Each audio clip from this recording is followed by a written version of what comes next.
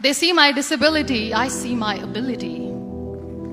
They call me disabled, I call myself differently abled. There are some incidents that happen in your life. Those incidents break you, deform you, but they mold you into the best version of you. And the same thing happened to me. I was 18 years old when I got married.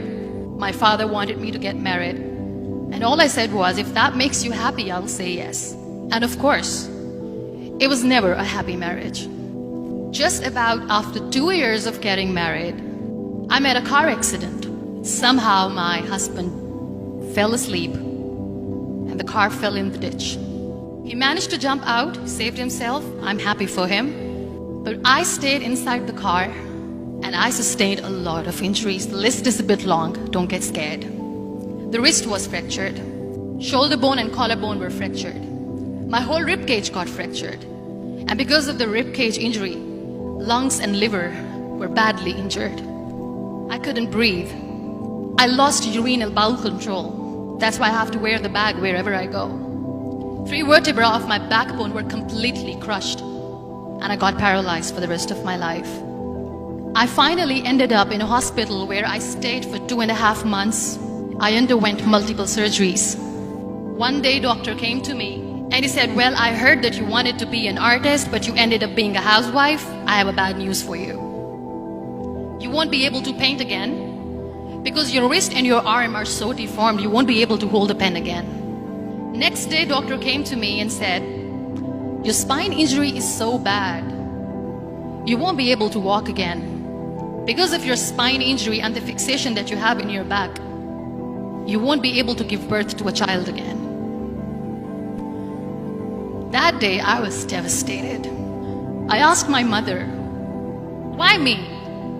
And that is where I started to question my existence. Why am I even alive? And that is where I realized that the words have the power to heal the soul. My mother said to me, this too shall pass. God has a greater plan for you.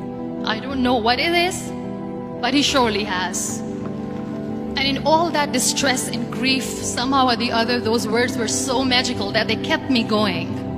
One day I asked my brothers, I know I have a deformed hand, but I'm tired of looking at these white walls in the hospital and wearing these white scrubs. I'm getting tired of this. I want to add more colors to my life. I want to do something. Bring me some colors. Bring me some small canvas. I want to paint.